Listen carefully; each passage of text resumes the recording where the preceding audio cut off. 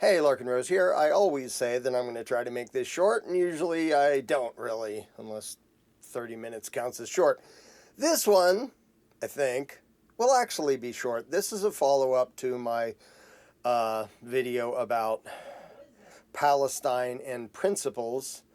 And a whole bunch of people responded in ways that were emotional and irrational and completely irrelevant to what I actually said.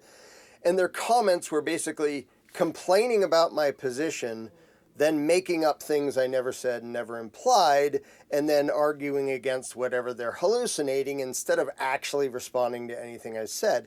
Most of it came from people getting all emotional. Now, ironically, it happened in both directions. There are people in the Free Palestine crowd who want to think everything that anybody in Israel does is bad, or all Jews are bad, or whatever, or at least everything that Israel does, as if Israel is a thing with an ability to make choices and act, or anybody on the other side who's saying, no, Israel is just defending itself from these horrible terrorist attackers.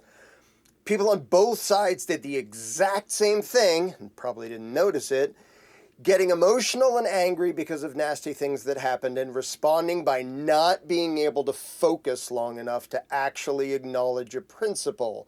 And they don't want to hear the actual principle because they want to play the pack mentality game of choosing sides and pretending I'm on the good side because I'm on this side. Yeah, you're not on the good side.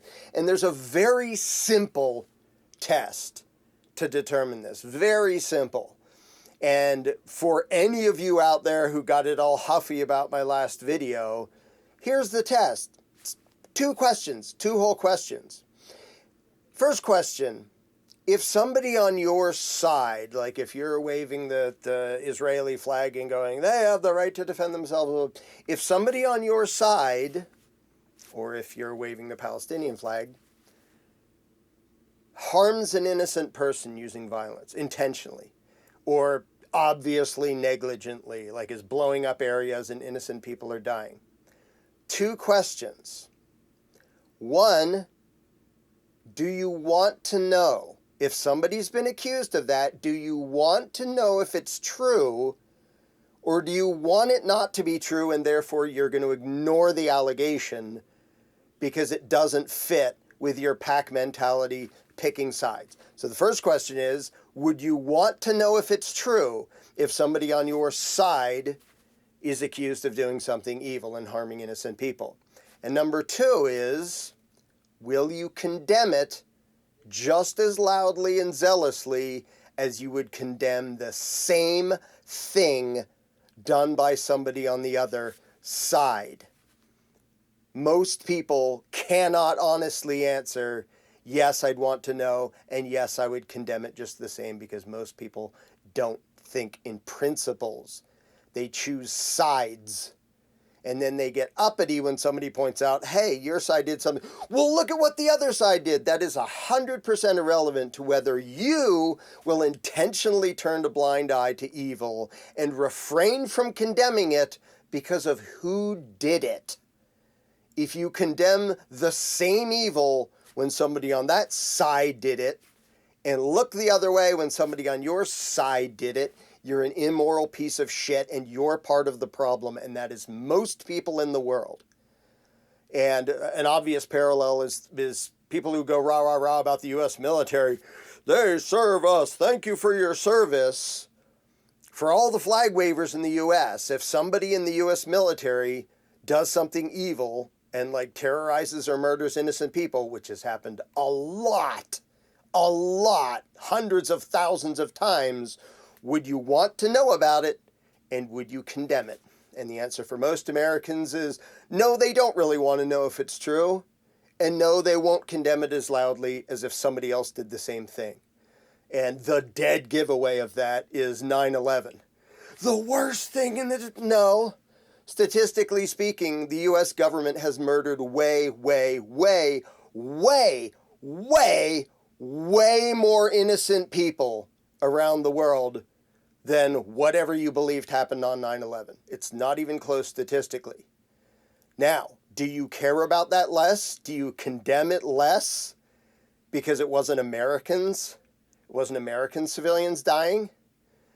Now, never mind the fact that the official story of 9/11 is bullshit. Even if you believe the official story, is that a bigger atrocity in your eyes than a few thousand innocent people in some other country being murdered by the U.S. government? If so, you're an immoral pack mentality piece of crap, and you're part of the problem.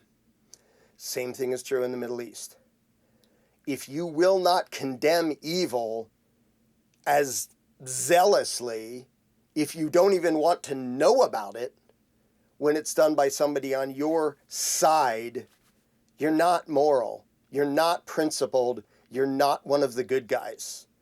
You're just picking a side and pretending it's okay to do whatever we do to the other side, and whatever our side happens to do, we'll justify it, say it was necessary as collateral damage or whatever else, in order to not really apply morality the same to whatever you view as your side. And I see a lot of people doing that just in response to the video I just did about Palestine and Israel and the Gaza Strip and everything going on there. If you will not condemn the same act of evil because it's done by somebody in a certain group, but you'll condemn that evil till you're blue in the face when somebody on the other side does it, you're the problem. You are absolutely the problem. You are why this is still happening. People with your mentality are 100% why what's happening in the Middle East is still happening in the Middle East. Because people want to choose sides and then they throw morality out the window. Personally, if I have a bunch of people around me that I consider friends or allies, and one of them does something nasty and like beat somebody up or something, I will be the first and the loudest to condemn them. And I've done that before to supposed libertarians who got caught doing nasty things and advocating nasty things behind the scenes and demonstrating that, no, you're not voluntarists. I don't go, well, they're sort of on my team, so I'm going to sort of downplay it or look the other way. No, you better have a higher standard to be on my team, because trying to act against that tendency usually takes an effort in most people. If a friend of yours is accused of something nasty, do you want to know if it's true? And will you condemn him and do something about it if it is true? And if not, then your first loyalty is not to the truth, and it's not to justice, and it's not to right and wrong. It's to your own interests.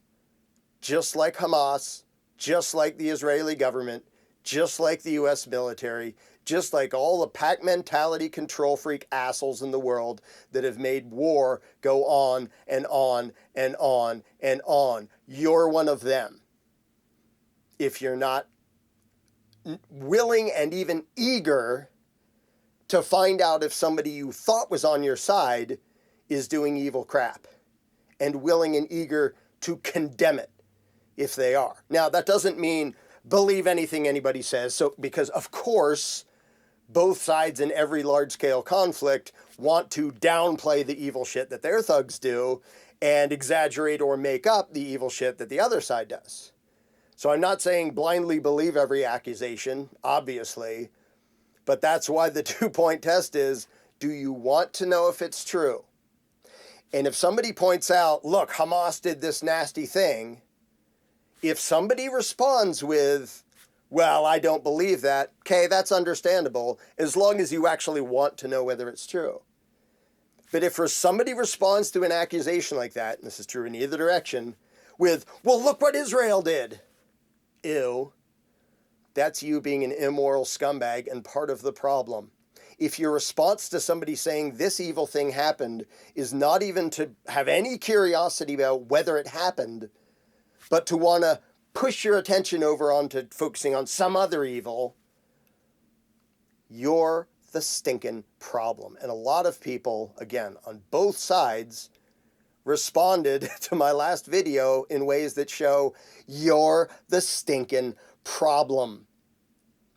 Because when you don't care whether your side is doing evil shit, the worst people in the world know full well they can play their warmongering games and you will fall for it, and your mirror image on the other side will fall for it, and both of you unprincipled, idiotic dupes will be trying to kill each other, both of you feeling righteous, while you enrich and empower the worst people in the world because you don't know how to think in principles. And it doesn't matter how self-righteous you are pointing out the evil somewhere else of some other side. Yeah, do that. And if you don't do the same stinking thing and apply the same stinking standard to everybody everywhere, you're just a pawn of the worst people in the world waiting to happen.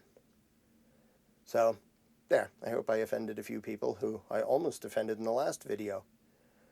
Because if you're trying to make excuses or pretend that, no, everybody in Palestine is completely innocent, they're just defending them. No. Everyone in Israel is all the Jews are completely innocent, they're just defending themselves. No. That is not true. Well, they're way worse. What the fuck difference does that make? That thinking is absolutely idiotic. I'm going to ignore this evil because there's a worse evil over there. Like, hey, that guy's beating his wife. Yeah, but some guy in the other town killed his wife. So? That's really, really bad. So is this. Well, this isn't as bad as that. So what? If you don't oppose them both in principle, you're an immoral piece of shit. And the human race, throughout human history, has had enough immoral pieces of shit to allow warmongering to continue. For myself, I want to choose to be an actually principled, moral human being who condemns the initiation of violence no matter who does it. And anyone who can't apply that standard is still an enemy of humanity and a pawn of the worst people in the world.